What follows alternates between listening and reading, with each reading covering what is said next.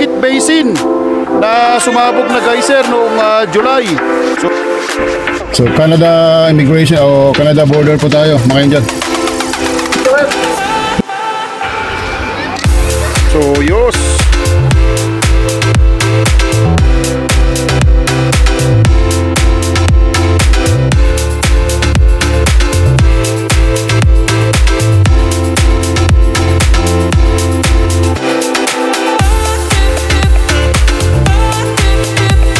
Mga Angel, samahan natin yung mga parin natin, magpapalis sila ng mga cart.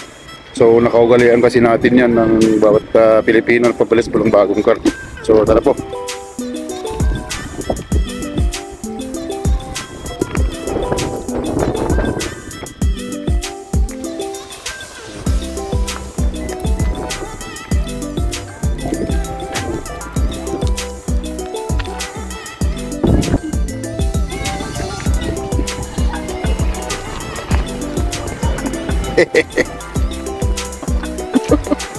Yun, 360 tayo, 360. 360.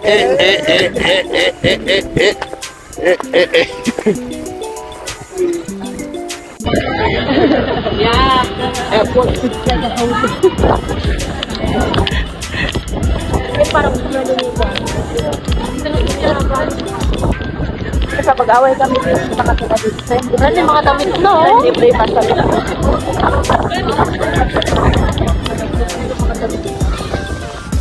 ako muna, ako nauna, libre ako.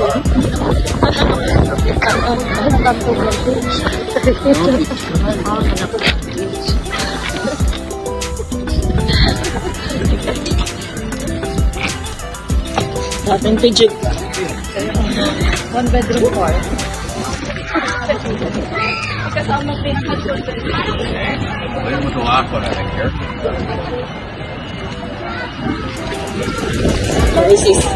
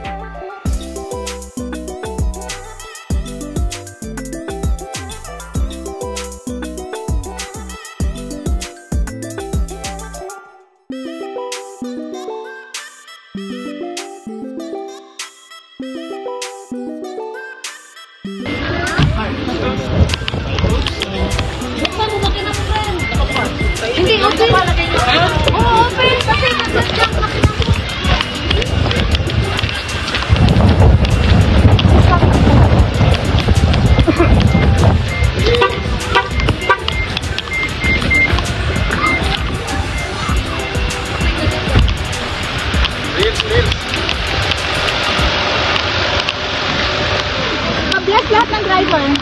Kasali ako. Man, you open the door also.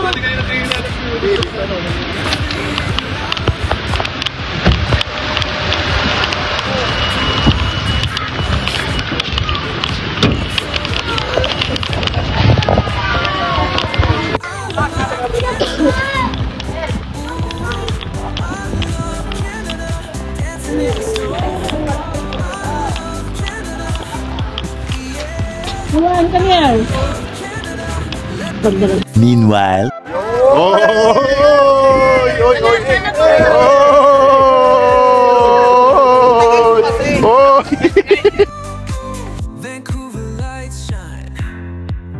So yan mga ka-angel, at tapos na tayong magpa-blessing ng mga car, yung mga kasama natin, at papunta na po tayo ng Cross Iron Mills, at doon po kami magpapalipas po ng lunch, at pag-uusapan kung mamamasyal sa ibang lugar or kukwentuhan na lang, at lahat po gutom na. So, ganoon lang mga ka-angel, yung mga friends natin, nagpa-bless sila ng mga car nila, at siyempre nakaugalian nating mga Pilipino pagpapasalamat po sa Panginoon, at nagkaroon na naman po ng isang biyaya na napaka-importante po dito sa Canada when it comes to transportation, dahil po kailangan po ng car kasi malaki po yung lupa ng Canada mga ka-angel, at wala pong jeep dito, walang tricycle. So kailangan very necessary, kung necessity po yung car, at hindi po luxury mga ka-angel, hindi po pagarbuhan ang kung may car dito, is necessity, dahil nag-i-snow, malamig, mahirap po mag commute kung walang car, dahil napakalamig mga ka-angel, hindi biro yung lamig, mapuprosen yung katawan mo, mapuprosbite, at di ka makahinga mga ka-angel. So at very important po yung car talaga dito sa Canada, especially po pagka outside ka na po ng major city, dahil wala pong mga like yung mga train or yung mga like transportation na marami. Kung sa Calgary okay lang, o kayo mga nearby towns is okay kasi may mga bus ganyan, pero pagka mga yung mga remote area, kailangan talaga ng car mga ka-angel. May mga taxi, but of course medyo mahal. At yung mga like may mga bus din, pero siyempre hindi siya ganun kadami, at kailangan siguro yung kailangan yung mga maaga ka, kasi yung interval kumbaga haba kung sa mga remote areas. So nandito tayo sa Stony Trail mga ka-angel, at ito ang ganda ng view. Ito yung bagong open po na freeway, na last segment po ng Ring Road ng Calgary, or tinatawag nilang Stony Trail. At paikot po ito mga ka-angel, iikutin niya po yung buong city ng Calgary. May ikot niyo po yung northeast, southwest. So ito po yung pinakamahabang freeway dito sa Calgary, and one of the longest freeway po ng Alberta, and even in Canada. So ito mga ka-angel, ito po yung Stony Trail. Pagkapalit mga ka-angel, yan po yung papuntang Banff, Lake Louise, and all the way po yan sa British Columbia, Vancouver. And then dito sa right, mag-exit sa right, yan po yung papunta naman po ng eastern part po ng Canada, yung mga prairie provinces like the Saskatchewan, Manitoba, and then all the way po sa Ontario, all the way po yan sa New Brunswick, sa Prince Edward Island, and Nova Scotia mga ka-angel, yung Trans-Canada Highway. So ito nung diretso, ayan naman po yung papunta po ng northern part po ng Calgary. Andyan po yung mga like Livingston, Carrington, Nose Hill, at iba't iba mga Panorama area, Country Hills. Yan po yung mga communities po sa northern part po ng Calgary, at close na po din po yan sa isang progressive po na city, smaller city. Yan po yung A3 mga ka-angel. So alam niyo po mga ka-angel, yung A3 isa po sa mga best option din po pagka gusto po mag-stay o kumuha po ng bahay o place matitirhan outside po ng Calgary. Pag ayaw niyo po ng big city, magandang option din po yung A3. Kompleto na rin po yung mga amenities, yung mga stores diyan sa A3. May service din po ng bus dyan mga ka-angel. At sineservisan niya yung City of Calgary at saka yung A3. At may bus po dyan. Kung wala kayong car, pwede kayong mag-commute. At ang terminal niyan mga ka-angel, yung mga parang bus stop niya ay dito sa may malapit po sa Sandridge Mall. Dito sa 36. Dito sa north area ng Calgary. Yan po yung pwede nyo maistapan, and then pwede kayong sumakay po ng Calgary Transit, yung C-Train. So yan mga ka-angel. At maganda sa A3. At pagka po pupunta kayo ng Edmond, at least medyo malapit-lapit na lang po kayo. And one more thing mga ka-angel. At ito dito sa Calgary, between po ng Calgary at saka A3, meron pong plan na magtatayo sila ng probably a hospital or like a urgent care hospital dito sa in between po ng Calgary at saka A3, kasi po marami na pong communities talaga, marami na po talagang tao. Halos magdugtong na talaga mga ka-angel yung A3 at saka Calgary. At syempre yung mga taga A3, pagka gusto pong yung talagang yung check up talaga na o paggamot ng mas malaking ospital, dito sa Calgary sila magpapa-hospital. Ang closest po, if I'm not mistaken, is yung Peter Lahid Hospital dito sa may 36, or yung Foothills Medical Center dito naman po sa Northwest. Yan po yung nakikita kong pinakamalapit na malalaking ospital pagka po nakatira kayo sa A3 o sa northern part po ng Calgary. In that case po, maganda kung merong talagang malapit na pwedeng mag-accommodate naman po yung mga northern part po ng Calgary, like sa A3, the Olds area, yung mga smaller town or city na northern po ng Calgary ay may magandang option para hindi na sila magta-travel, makakasave sila, especially sa mga emergencies, ay makakasave po ng oras, makakarating agad sa ospital. Kaya maganda yung plano na merong ospital in between po ng Calgary at saka A3. So antabayanan po natin yan mga ka-angel, at hopefully ma-pursue or matuloy, kasi malaking tulong po yan sa mga kababayan natin na nakatira sa northern part po ng Calgary. So ito mga ka-angel, at mag-exit tayo at exit tayo ng Deerfoot Trail from the Stony Trail going to north. Ito po yung way na papunta po ng Edmonton. Ito po yung tinatawag nilang Queen Elizabeth Highway in honor of the late Queen Elizabeth of UK. At saka ito po yung papuntang Cross Iron Mills na mga ka-angel. So yan. At papasok tayo ng Cross Iron Mills, maghanap tayo ng parking mga ka-angel. So ito mga ka-angel, at magagas muna tayo saglit sa Costco at para tuloy-tuloy yung paglalakwat siya mamaya. Much later. Yeah mga ka-angel, mahangin ngayon dito sa Calgary. At sana wag din naman sana mag-snow sana. Yung paligid ng Calgary mga ka-angel, oh yan. So sobrang lakas ng mga ka-angel, oh. Yung hangin, naipon kanina yung hangin. Yeah mga ka-angel, mahangin. Mga ka-angel, bili tayo dito sa grocery. Let's go. Yeah mga ka-angel, dito tayo ngayon sa Sobeys mga ka-angel. Tingin tayo ng saging. Yun. Pwede ito mga ka-angel.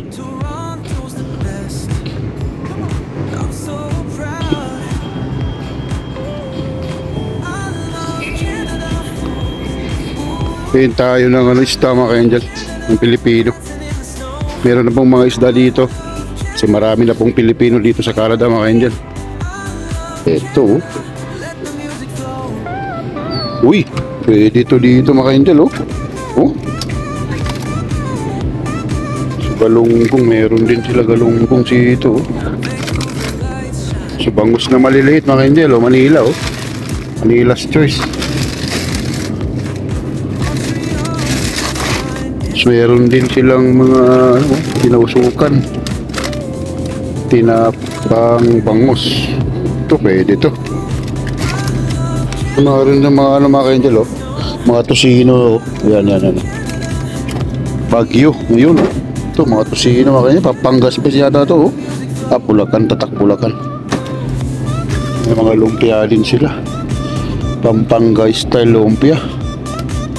Pwede. Ito, meron na rin silang Goldilocks mga ka-angel. Oh. Yan, oh. Mga Goldilocks mga ka-angel. Oh. Dito, cake siya. Ano, meron na rin talaga siyang ano. So, 14. Goldilocks. Oh, may siupaw sila mga ka-angel. Oh. Siupaw. Oh. Tayo ng mga ano mga ka-angel. Gatas. Tayo ng fresh milk mga ka-angel. Oh. Mas para sa mga kids. So, ko tayo ng isang 3.25%. Dito tayo. Para sa mga maliliit na kids. Ito. Ito, pwede na ito mga ka-angel. Pwede ito mga ka-angel. Oh, 3, 2.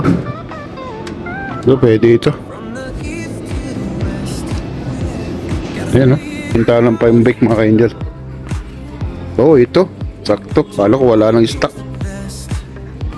All purpose powder. Flour. So yan mga ka-angel, at nakabili na tayo. At uwi na muna tayo. Pero dadaan tayo saglit dito mga ka-angel para may bago ditong tinatayong fast food ng manok. Yung Texas Church. So parang katumbas po ng Jollibee yan, o kaya yung Papay mga ka-angel na masarap. So ikutin natin. Hindi pa siya open mga ka-angel, pero under construction, malapit na matapos. So at least malapit dito. At pwede tayong kakain yan mga ka-angel. I-feature natin yan sa sunod na vlog natin. So daan natin mga ka-angel. Dito mga ka-angel, may ano dito, may Filipino parang restaurant, mini restaurant, tapos may grocery. So pagka dito po kayo sa Canada mga ka-angel, huwag kayong problema sa mga Filipino products dahil marami po dito mga restaurant, mga kainan, mga grocery mga ka-angel. Oh. Ayan sa left mga ka-angel. Oh. Ayan yan. So meron po dyan mga ka-angel. Oh. Yan. Yan mga ka-angel. Oh. Yan. Yan. Kabayan. Filipino po yan. At nagluluto siya, tapos may mini grocery sa loob, mga pangailangan sa mga Filipino product. Ayan mga ka-angel. Oh. Church Texas Chicken. So hopefully ay ilan ba siya ano. So yan mga ka-angel. Oh. So kain tayo dyan mga ka-angel sa ano, hintayin natin mag-open. So ikot tayo dito, tingnan natin kung kailan, kung may mga opening na sila ganyan. So under construction siya mga ka-angel. So ayan, oh, may mga semento pa. So hindi pa nga siya okay. Hindi pa siya exactly na ano. Ayan, oh. Kung may mga flour sila mga ka-angel, oh, yun siguro yung gagamitin nila sa ano, kanula, pamprito. So yan, Texas Chicken mga ka-angel. So ibangan natin to. At yan mga ka-angel. Oh. Yan, oh, yan, oh, yan, oh. So yan, abangan, kakain tayo dyan at pagkukumpare natin yan sa Papay tsaka Jollibee. Yan, Church. Yan mga ka-angel. Oh.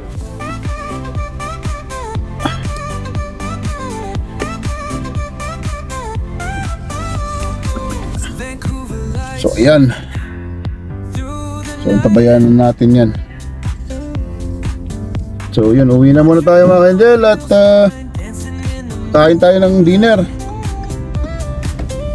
Makulimlim dito sa Calgary at sana naman ay kung mag-snow, hindi yung heavy snow, matutunaw din siya.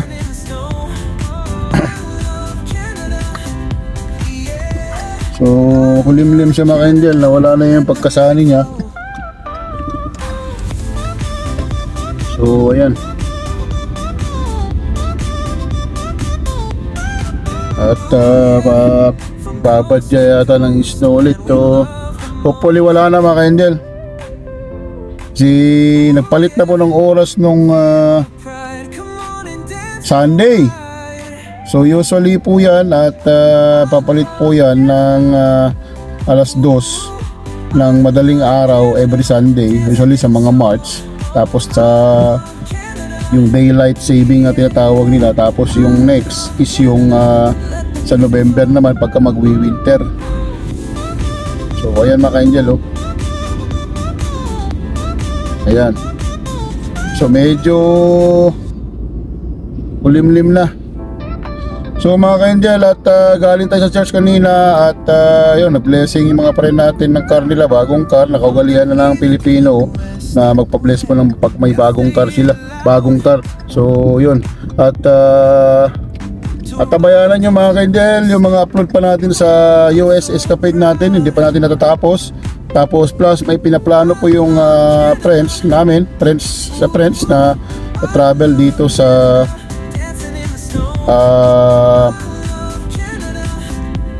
sa British Columbia mga ka-angel. So mag-assign na dito sa Station of the Cross kasi Semana Santa like this coming April. Ang tabayanan nyo, mag-travel kami doon mga ka-angel at gagawa tayo ng mga video na naman with the friends at makaipakita ko sa inyo yung pupuntahan namin na Station of the Cross in Semana. Biyernes Santo kami lalarga at then siguro 2 nights at mag-hotel, banding at yun mga angel, para makita naman yung ibang lugar dito sa Canada at nasi-share natin sa inyo. So yun muna ang video natin mga angel. Ingat po kayo lagi, stay safe, reality works. Ito po yung lingkod, yung katropa at kalakwatsa Kuya JJ. Hanggang sa muli at may God bless you always mga angel. Coast to coast, and we love the most. Ooh yeah, feel the pride. Come on and dance worldwide. I love Canada. Ooh, I love Canada. Dancing in the snow. I love Canada. Yeah, I love Canada. Let the music flow.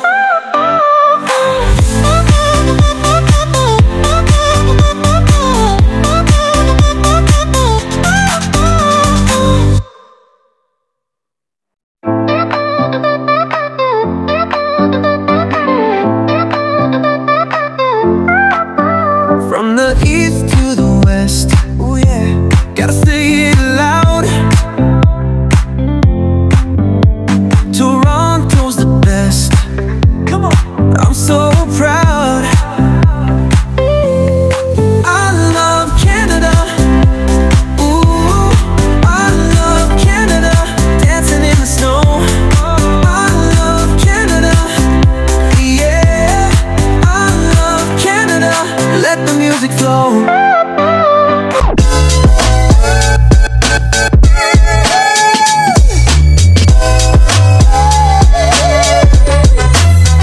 Goes to